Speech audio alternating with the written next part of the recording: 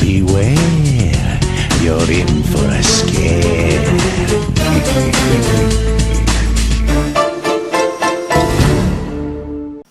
It's 2013, and it's time to review more Goosebumps episodes. And like I said before, this show used to scare the ass out of my ass. I remember back in the day, on Saturday mornings, I used to go downstairs in my cold, dark ass living room, turn on my SD TV to Fox, and watch these episodes. And yeah, kids, we didn't have HD TVs at the time. The only thing that you had that was in high definition was whatever you saw in your imagination, which a lot of motherfuckers had today. But damn, I miss Goosebumps, man. I remember when I was in first grade, we used to be able to watch the episodes in class, and the only thing I gave a fuck about at that time was Goosebumps books, the TV show, watching Schoolhouse Rock, and then watching the Magic School Bus, all on tape. Now, unfortunately, I can't review any more of the classic 90s episodes because I can't find anywhere where I can record them. Fucking Netflix with their greedy, money-sucking, opportunity-making, potentially greatest thing ever having ass. Where you can watch unlimited access to movies and TV shows anytime you want. So we're stuck with the Nightmare Room.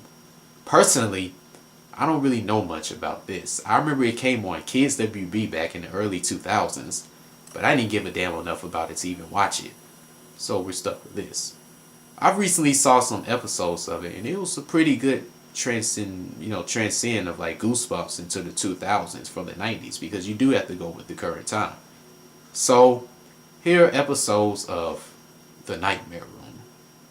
There was an episode called Fear Games, which obviously was a parody of Fear Factor. The first thing you'll notice is how the demographic for this show changed. Instead of Carly Beth, we have Kristen, who I'll do some strong sexual content to. Shit, I missed out on this. They all get voted on this reality show Fear Games, and they have to survive on this island where they will await unknown challenges. As soon as they get on the island, we see all the cockiness and the determination in everyone. Just so we're clear, I didn't come here to make friends. Well, damn, G.I. Jane, neither did he. For the most part, the protagonist seems to be this redhead girl, April, who is being challenged with the basic friendship characteristics: fear, loyalty, and honesty. On a few occasions, I felt the spin they had on this story shied away from the Goosebumps feel and tone. Like when the witch shows up, she just goes in this dialogue about how April will lift the curse off of her that's been placed on her for generations. When the teenagers try to escape, she stops them and demands April to lift the curse off of her.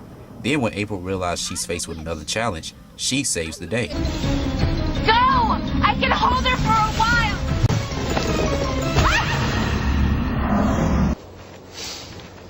Special effects. I really find it hilarious when April gets her big $500,000 check for winning the Fear Games. Hey, what do you say we all get out of here and let April buy us dinner, huh? Lord knows she can afford it.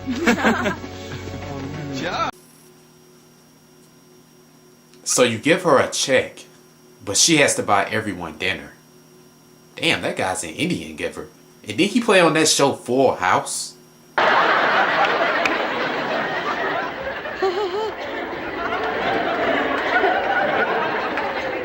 Steph, what are you doing here? Just hanging around. Damn, I hated that show. The next episode is called Scareful What You Wish For. Now, I do have to bring up the intro to this show, too. You know, it was just... I'm R.L. Stein. Don't fall asleep. Or You may find yourself in different, if you know what I mean.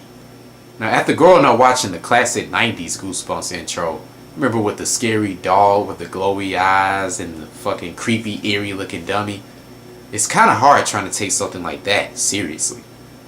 In this episode, we find a growing boy named Dylan who's giving up all his toys because he's getting ready to enter high school. Shit, bruh, fuck that. You know how much them toys gonna be worth in the future? At school, some random little boy named Buddy shows up and asks him to play with him. Dylan tells the kid to go away, and then Buddy vanishes. Man, that would have been the Pope's dream. Then at lunch, his friend Ryan passes out after eating a strawberry jelly sandwich which he's allergic to.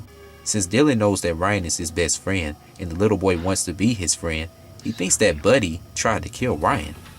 Then when he goes home and tries to figure out what's going on, he finds out that his childhood doll Buddy came to life. That sounds like Ted. Whenever he brings up the fact that the jealous Buddy is trying to get rid of him and all his friends, nobody wants to believe him. And whenever he tries to prove himself, Buddy manages to become Harry Houdini and vanish. When Dylan's friends and family come to his house for his graduation party, they discover a tape from Dylan's 6th birthday where Dylan wished Buddy would become true and actually be his friend forever. Abracadabra, alakazia. I tap my wand, and Buddy is real. Wow, that could really happen? Abracadabra, alakazia. I point at the door and comes up Playboy Model-y.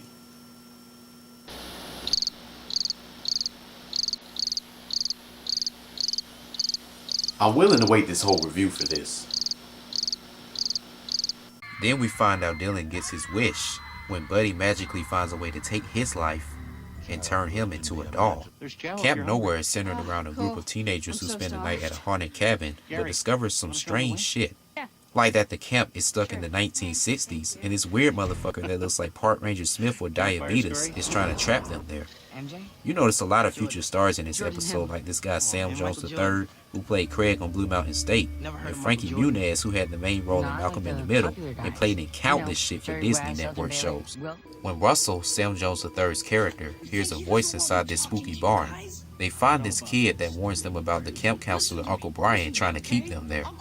Afterwards, they find out about this camp being built on an Indian spirit ground, and if any of them do damage to the land, the spirits will make everyone disappear. When they look for this one kid who was imprisoned in the barn, Drew, they find him trying to destroy a sacred tree that will make the old camp members disappear.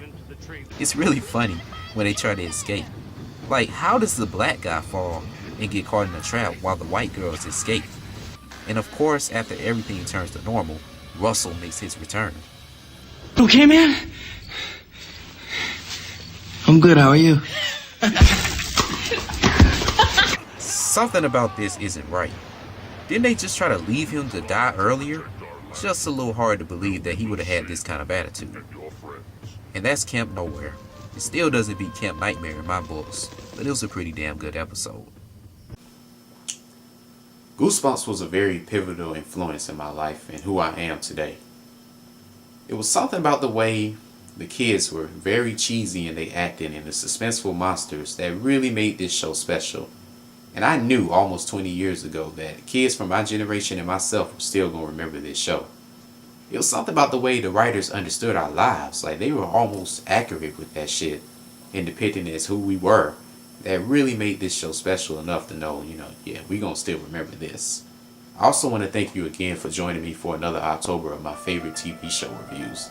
Next year, I'm going to do things a little different, so stay tuned. So where are we with me now? Shitty games, shitty controls, and more shitty games.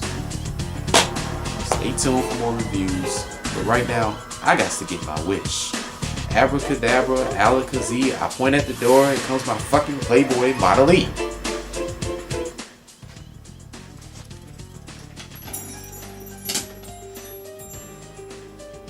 Oh shit, I'm about to have me a ball this November.